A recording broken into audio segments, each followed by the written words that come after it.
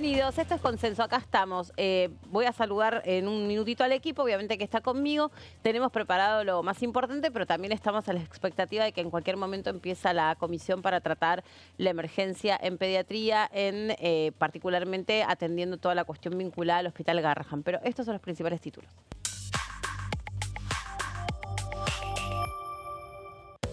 Garrahan y universidades. Los plenarios fueron citados para hoy, martes. Las reuniones se van a realizar ahora a las 12 del mediodía y a las 4 de la tarde, respectivamente.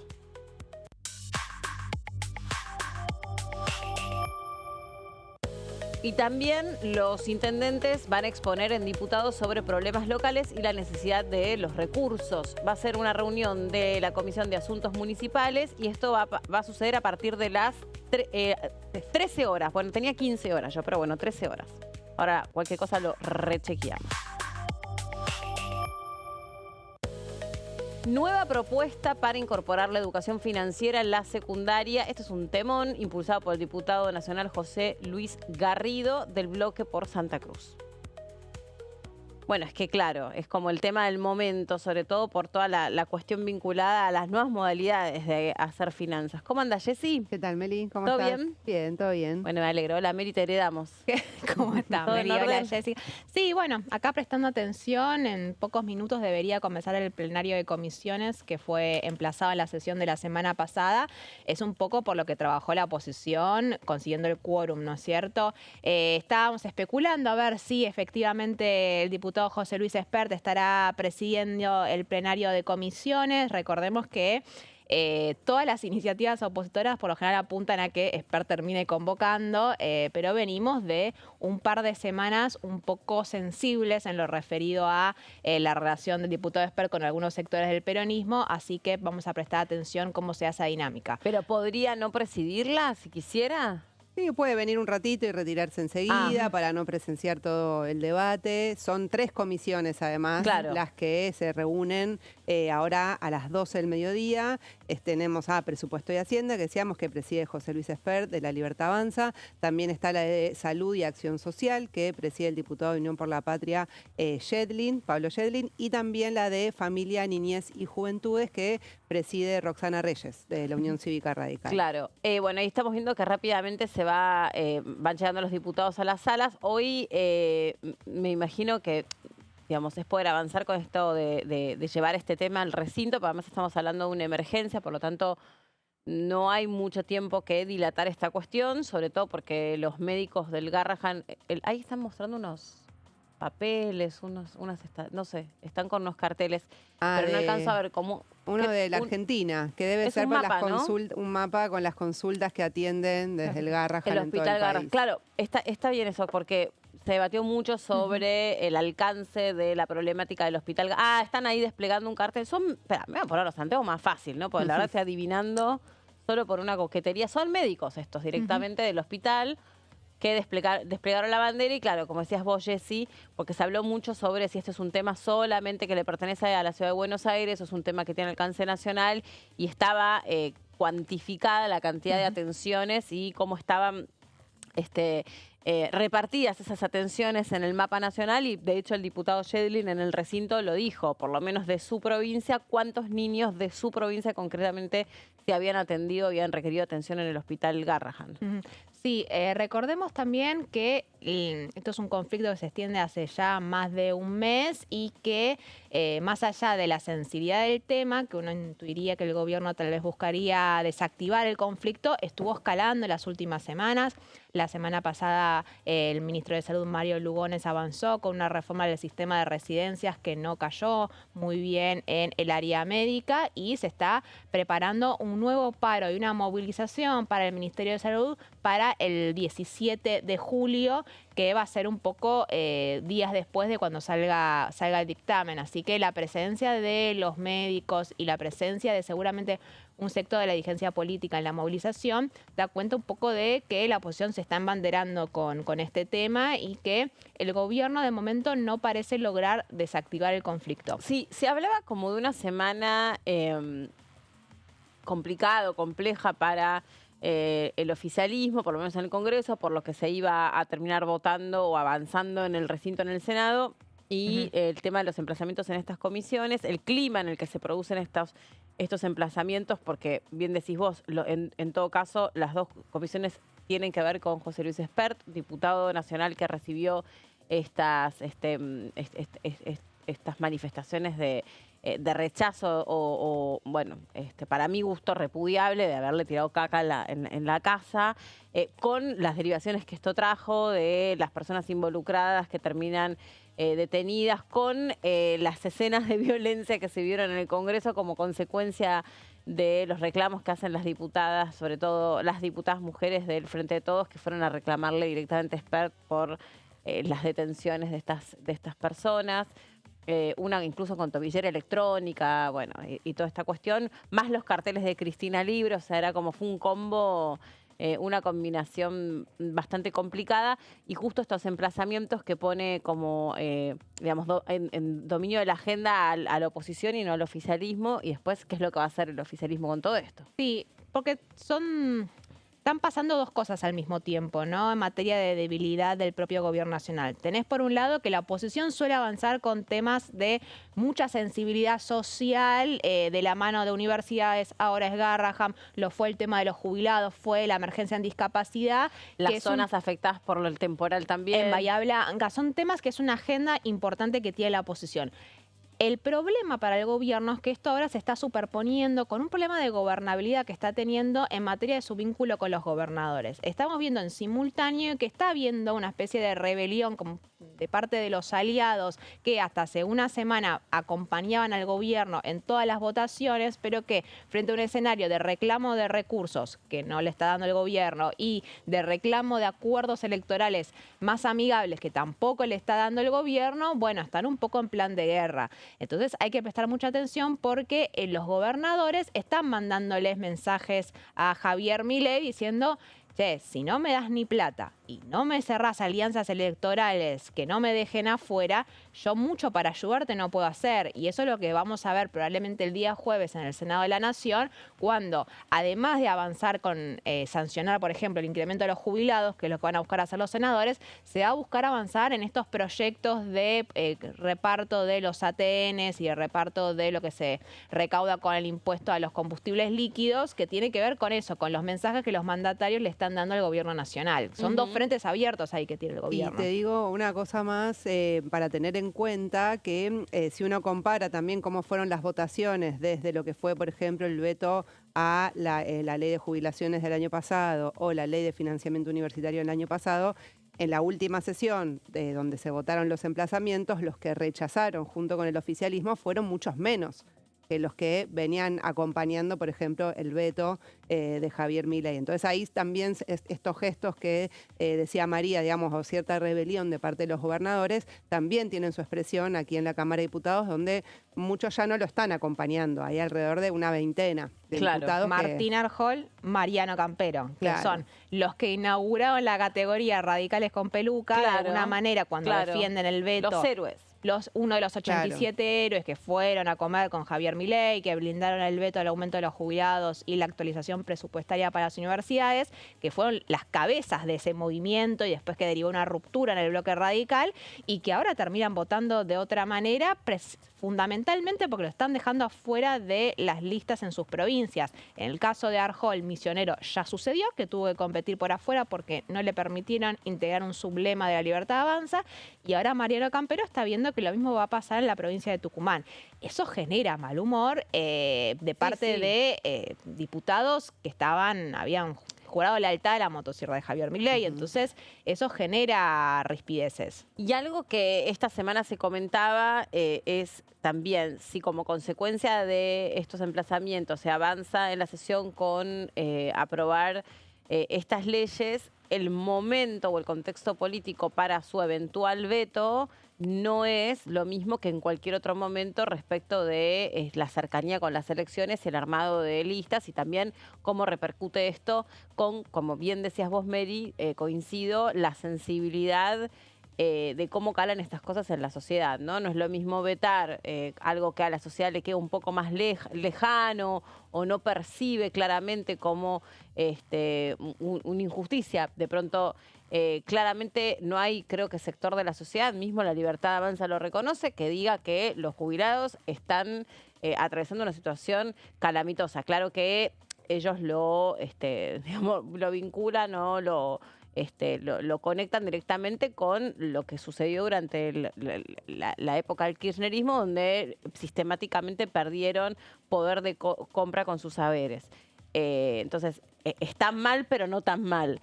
Y lo mismo en las universidades y con los médicos. Pero claramente se detecta, digamos, en la sociedad con que, digamos, es como en su momento, perdón, la comparación es horrible lo que voy a decir, pero es como en su momento se hablaba de los códigos de la delincuencia. Con los médicos no, con los docentes no, con los religiosos no, como que es el código del pibe que andaba en el delito.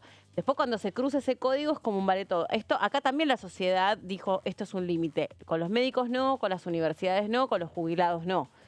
Entonces no son temas que, digamos, le pasan sin pena ni gloria a la imagen del Poder Ejecutivo o del Gobierno Nacional, por así decirlo. Claro, no, me pasa que hay un debate sobre, bueno, cómo se consigue el equilibrio fiscal, ¿no? Porque en última instancia el fundamento por parte del gobierno de Javier Milei es que no quieren que se toque esa bandera de equilibrio fiscal.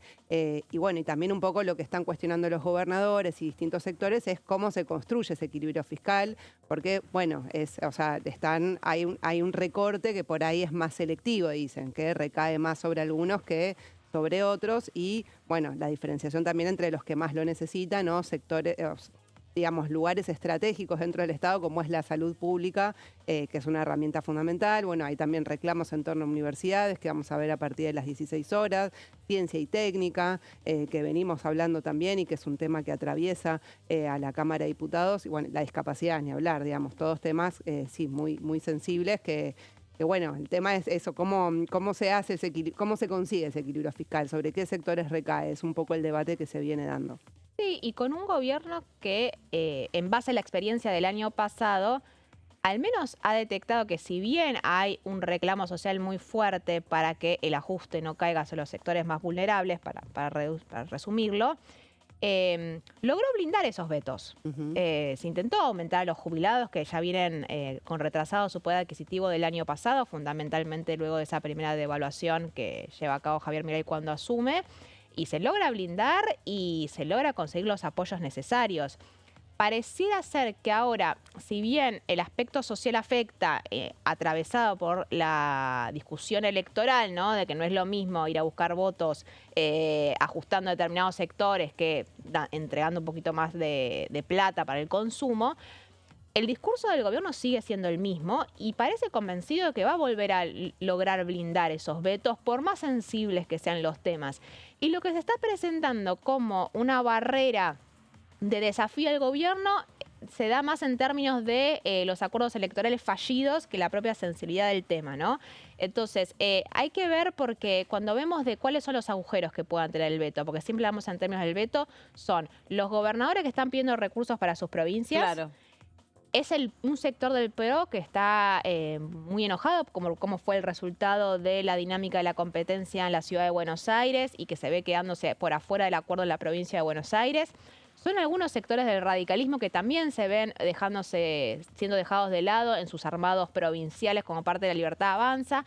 Y todo se superpone a que si hay un veto y se tiene que discutir, va a ser en agosto, que es en simultáneo cuando vayan a hacer los cierres de listas electorales. Entonces, se va a dar mucho esa dinámica de, a ver, me vas a dejar afuera, vos tenés un veto que blindar. A ver, una negociación en esos términos en el marco del cierre de las listas.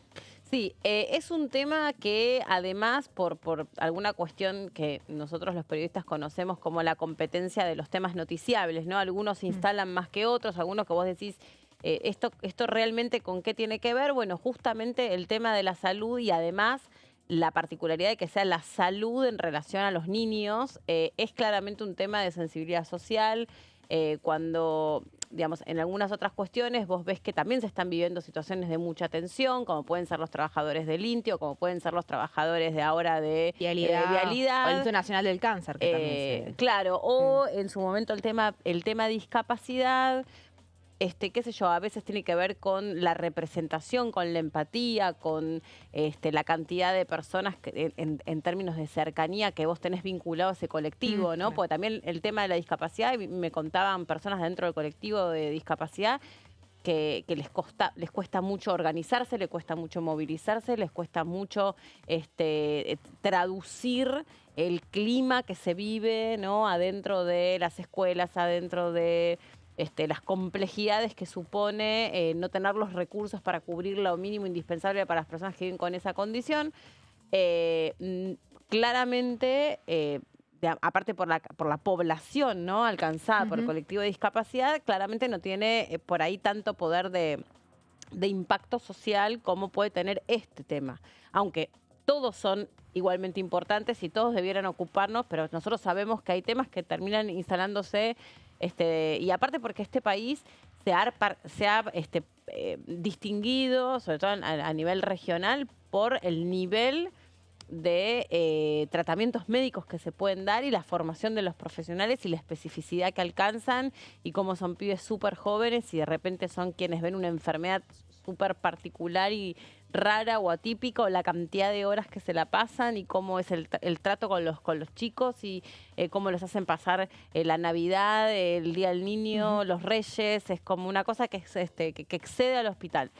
Más allá de las genialidades que hacen. Incluso el Garrahan atravesó una crisis seria a nivel institucional cuando uno de sus pediatras estuvo acusado de, bueno, no acusado, o sea, enfrentó todo un proceso porque era un pedófilo, ¿se acuerdan? Que fue un caso gravísimo. Material de pornografía. Que incluso producía material de pornografía dentro del hospital. El Garrahan nunca fue cuestionado como tal. O sea, la peor crisis que puede atravesar una institución, que es que, digamos, te dedicas a la atención de niños y tenés un profesional recontracapo que es un pedófilo, el hospital salió indemne de esa situación. Entonces vos tenés que ahí, claramente es un hospital que es un hospital emblema y que es un hospital reconocido por todos, y además las historias de los médicos que los escuchás y de los familiares.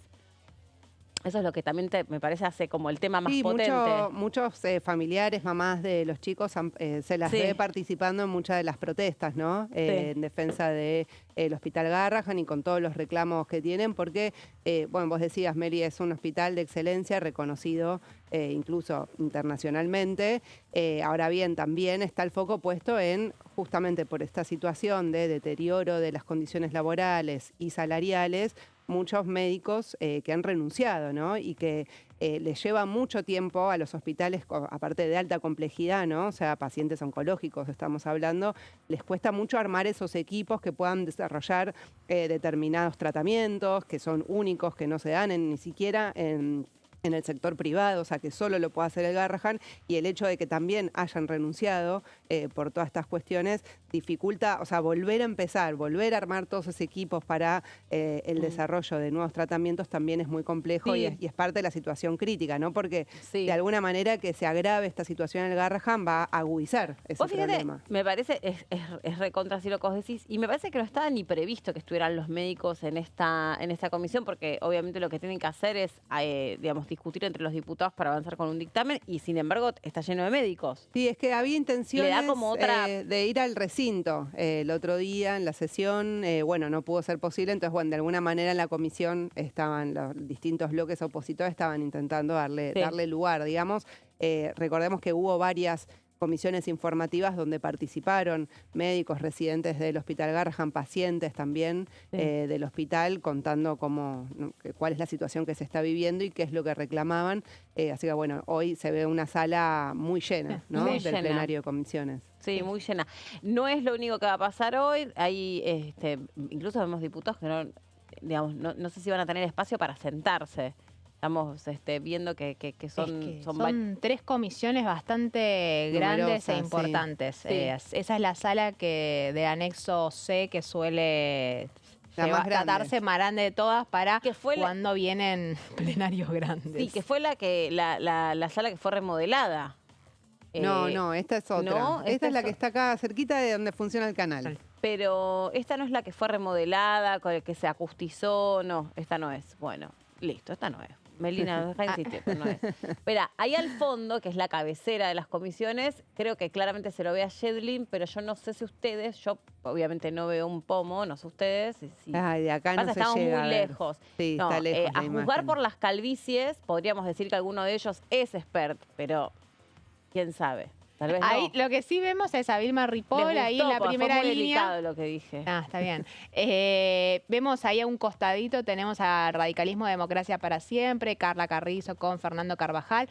Recordemos que por lo general estos plenarios de comisiones se llega con más o menos un dictamen con borrador ya finalizado y arranca el baile de la búsqueda de las firmas, ¿no? El objetivo acá que tiene la oposición es presentar un dictamen lo más unificado posible. El gran desafío es tener las firmas, por ejemplo, de los radicales del bloque de Rodrigo de Loredo, incluso tal vez alguna del bloque PRO, porque lo que vos presentás después es lo que se llega al recinto y tenés la expectativa de que va a tener esos votos y mientras esté lo más cercano posible a los 2/3, mejor. Así que lo que vamos a estar viendo durante las próximas horas va a ser esta misma dinámica, ¿no? La participación de los diputados exponiendo, justificando el porqué de la importancia de dictaminar. Seguramente algunos de los profesionales de Garrahan digan algunas palabras, tiene un efecto simbólico importante, y mientras tanto vamos a ver algunos de los alfiles de cada uno de los bloques opositores rosqueando un poco para conseguir las firmas para el dictamen y presentarlo de vuelta, ¿no? Que sea lo más unificado posible. Hasta ahora, el único bloque que presentaría un dictamen de rechazo es la Libertad Avanza, el PRO y el radicalismo estaban analizando la posibilidad de presentar dictámenes en minoría con algunas diferencias con el dictamen de Unión por la Patria, Encuentro Federal y Democracia para Siempre, pero acá vamos a ver in situ cómo se dan todas las negociaciones que van a derivar en el acuerdo opositor que va a permitir una sesión en agosto. Claro, estamos hablando un punto de debate que es que el proyecto del diputado Yedlin de Unión por la Patria plantea la emergencia en pediatría por 2 años. Y varios de otros bloques decían, ¿por qué no lo hacemos por 1 año? Entonces, ese era un punto que se estaba negociando, por ejemplo, cuál es el plazo de la emergencia, que por supuesto siempre implica destinar más recursos, ¿no? Sí, era, claro, también era eso, ¿no? Es el tema de recursos, el tema de... salarial también. Claro, a eso iba, el tema de los salarios que... bueno, es lo más urgente porque son médicos que en general lo que tienen que hacer es tratar de diversificar su trabajo. Como decís vos, muchos se terminan yendo al sector privado, muchos se terminan yendo al país, muchos se terminan yendo a trabajar de cualquier otra cosa que no es la que se formaron, o lo que es peor, terminan ahí en el Garrahan por una cuestión vocacional, de pertenencia, pero después van y manejan un auto de aplicación, están 5 o 6 horas haciendo otra tarea que nada que ver, entonces están totalmente colapsados porque están trabajando 4 o 5 horas más de las que debieran trabajar, y eso también reduce su capacidad de ojo clínico, de atención, de humanidad, de todo lo que uno supone cuando le quitas esas horas que te las pasas trabajando, se las quitas a las horas que estás con tu familia, se las quitas al ocio, se las quitas al descanso, se las quitas a la formación también, porque mucha gente debiera estar actualizándose, capacitándose, seguir instruyéndose, porque nada avanza más rápido como la medicina, y son personas que como tienen que estar trabajando otras cosas no pueden y van quedando atrasados. Bueno, entonces es una situación sumamente compleja y que tampoco, por lo que había contado, o sea, ayer que vino el diputado Arroyo o en el recinto con todo el diputado Yedlin, tampoco es de un daño tremendo a la meta fiscal, esto de atender la cuestión del Garrahan, ¿no? Ni esto, ni sí, comparativamente con lo que sucedía, por ejemplo, con los proyectos de incremento de las jubilaciones, sí, es mucho más chico. Ahora, es lo que decía Jessy, ¿no? Hay una premisa general del gobierno nacional de déficit cero, no vamos a recortar en todas las áreas, y también una mirada política que ha sostenido hasta el día de hoy, que es retroceder jamás. ¿Cierto? Se avanza, con los conflictos se avanza y se retruca, pero nunca terminar retrocediendo, y la realidad es que hasta ahora el gobierno ha sido exitoso. Hay que ver si... Igual, eso de no retroceder jamás, en el caso de las universidades, por ejemplo, la marcha universitaria, que fue muy importante el año pasado, el gobierno también fue cambiando un poco el discurso después. Pero lo vetó después. Pero terminó negociando también con, desde el PRO, impulsaron como un aumento por fuera de la paritaria, ¿no? Como para que haya algo.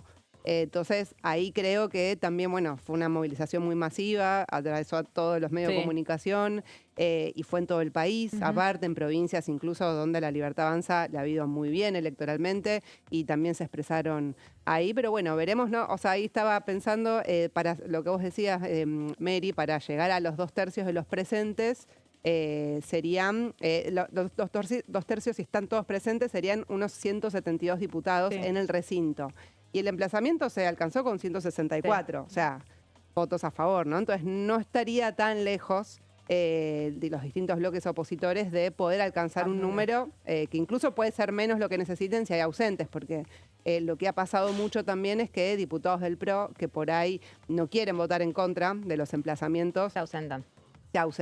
Bueno, en efecto, el emplazamiento se consiguieron los 2/3, porque hubo 20 y pico de ausentes que permitió que 164 llegaran a los 2/3. Bien. Bueno, hay Cintia, que está mirando también, que es nuestra productora, los monitores en previa, nos dijo que ahí se están sentando, con lo cual esto indicaría que de un momento a otro empiece.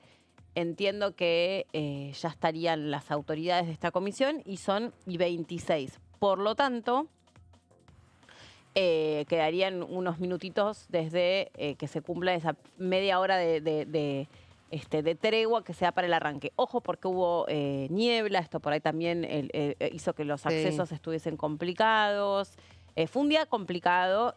Ni que hablar, que esto también trajo discusión dentro del recinto, porque es el día previo a un feriado que cae en la mitad de la semana. Entonces, hay todas mujeres al frente, me parece, de la comisión, del plenario de comisiones.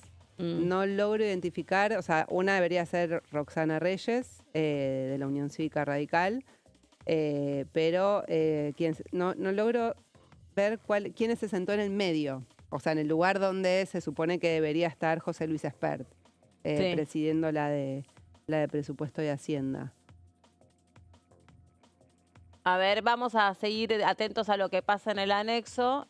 Aparentemente lo que nos están informando es que por lo pronto, al momento, el diputado Espert no se presentó. Entonces, seguramente discutan si alguna de las otras comisiones le da inicio, de todos modos, al plenario o no.